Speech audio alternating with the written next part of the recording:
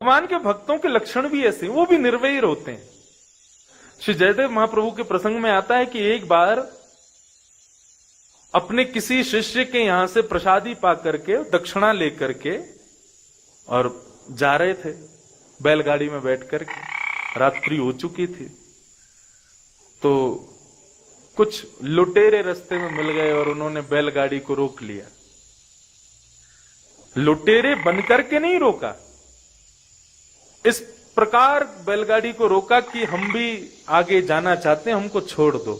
लेकिन जयदेव महाप्रभु उनके आव भाव देख करके समझ गए कि ये लोग जो है लुटेरे हैं। उन्होंने कहा, महाराज हमको थोड़ा आगे छोड़ दोगे? जयदेव महाप्रभु बोले, कहां जाना है? बोले, जहां तुम जाओगे वहीं जाएंगे। जयदेव महाप्रभु समझ गए, बोले गड़बड़ है। उन्होंने कहा, ये मुझे छोड़ दें, उससे बढ़िया ये है कि दक्षिणा जो मेरे पास है इन्हीं को दे देता हूं। बोले, देखो आप लोग अपनी व्यवस्था कर लेना, ये लोग कुछ धन दे देता हूं, रख लो।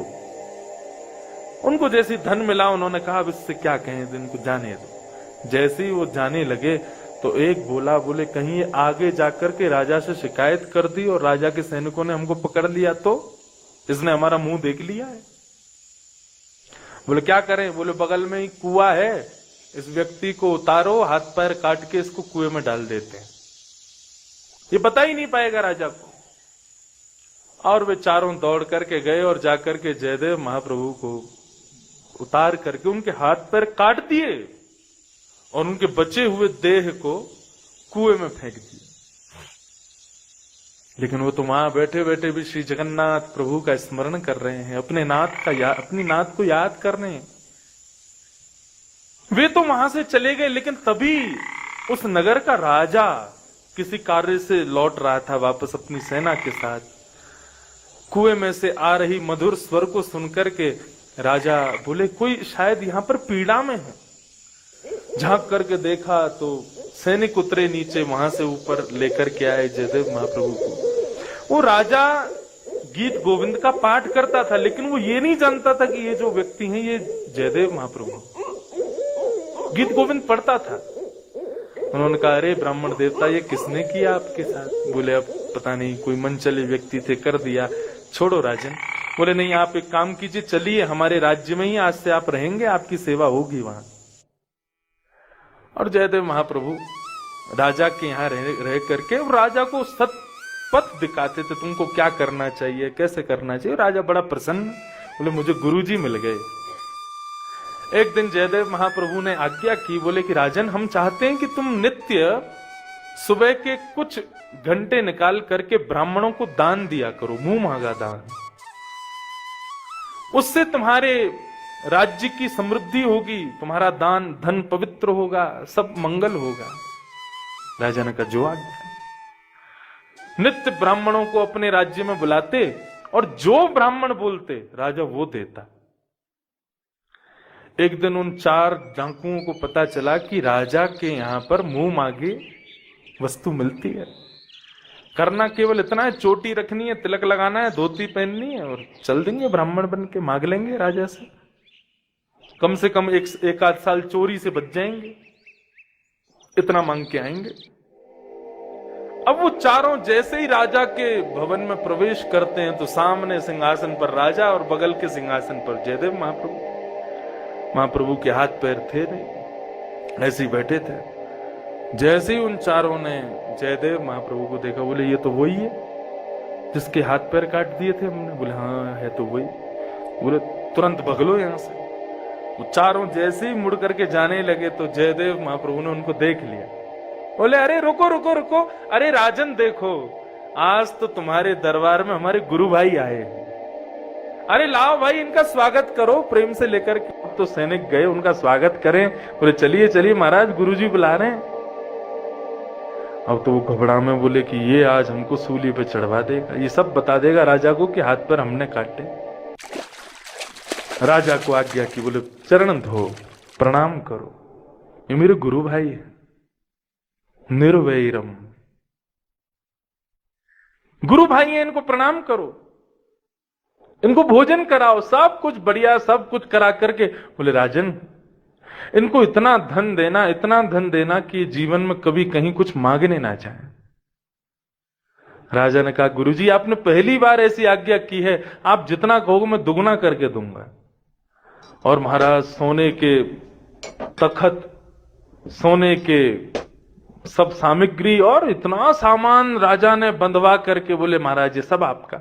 सैनिकों से कहा पूरा सामान उठा करके ले जाओ, जहां से भी ये लोग आए हैं इनको दे करके आओ। जयदेव महाप्रभु बोले, ठीक है भाई लोग, हमारे गुरु भाई सब लोग आते रहना समय मिले तो। विचारों वहां से जाने लगे, मनी मन विचार करने लगे, बोले इसने क्या किया, ये तो बिल्कुल उल्टा ही हो गया सब कुछ। सैनिक लोग एक जगह बैठ करके कहीं प्रसाद पा रहे थे, तो उन महात्माओं से, उन डाकुओं से पूछा, बोले महाराज एक बात बताओ, आप हमारे गुरुजी के क्या लगते हो, और हम जानना चाहते हैं हमारे गुरुजी के हाथ पैर कैसे कट गए। तो उन डाकुओं ने झूठ बोला, बोले अब हम तुम्हें क्या बताएं, तुम्हारे पूजनीय हैं वो, इसलिए हम कुछ कह नहीं रहे, लेकिन ये जब गुरुकुल में पढ़ते थे तो इन्होंने हमारे गुरुजी के यहां चोरी करी थी और ये पकड़े गए।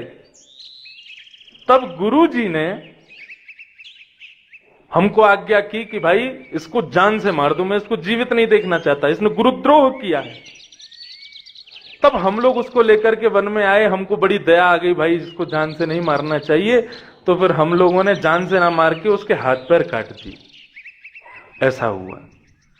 जैसे ही ये बात उन चारों डाकुओं ने कही, पृथ्वी डामाडोल होने लगी, पृथ्वी में प्रलय जैसा आने लगा, भूकंप, और जहां वो चारों खड़े थे वहीं से धरती फट गई और चारों धरती में समा गई। उन सैनिकों ने जाकर के ये बात पूरी राजा को बताई। राजा ने जब ये बात सुनी तो उन्होंने जाकर के गुरुदेव को प्रणाम किया, बोले गुरुजी मैं सत्य जानना चाहता हूं क्या है। बोले राजन तुम जिस नित्य गीत गोविंद का पाठ करते हो उसकी रचना मैंने की है, मैं जयदेव। राजा के नेत्र सजल हो गए, भगवान आप मेरे गुरु हैं, समय से मैं बचपन से आपको पढ़ रहा हूं, आपने कभी बताया नहीं कि आप जयदेव हो।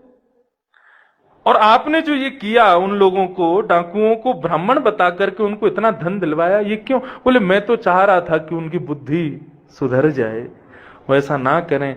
लेकिन राजन सदैव याद रखना, जब तुम्हारे साथ किए हुए किसी व्यक्ति को तुम क्षमा कर देते हो ना, और तब भी वो व्यक्ति नहीं सुधरता, तो प्रकृति तुम्हारा बदला लेती है।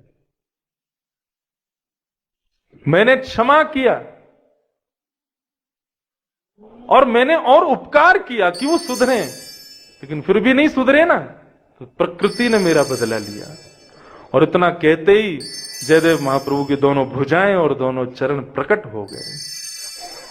वे साधारण थोड़े ही हैं, हरि अवतार हैं, ठाकुर जी के परम प्रिय हैं जयदेव महाप्रभु। यूं ही नहीं, जगन्नाथ भगवान, श्री बद्रीनाथ भगवान, उनके कृत उस गीत गोविंद को सुन के सोते हैं। साधारण नहीं है जयदेव। तो निर्वैरम, सतयुग के लोगों का दूसरा लक्षण क्या है? निर्वैरम, किसी से बैर नहीं करते। मैं अपनी कथा में सदा कहा करता हूं, कोई तुम्हारे साथ कुछ गलत करे, कुछ बुरा करे, तो तुम दंड देकर के बहुत हल्के में पार करवा देते हो उसको। तुम क्षमा करो, बदलने का मौका दो, फिर भी नहीं बदलेगा ना, तो प्रकृति दुगना लेगी उससे बदला। हम कहते हैं ना भगवान सब देख रहे हैं, ये बात कहने की नहीं, ये वास्तविकता है। प्रकृति सब याद रखती है कि किसने किसके साथ क्या किया है और उसको कब क्या कैसे देना है। न्याय करती है पृथ्वी। तुम क्षमा करो, तुम क्यों अपने आप को बदलो? निर्वैरम।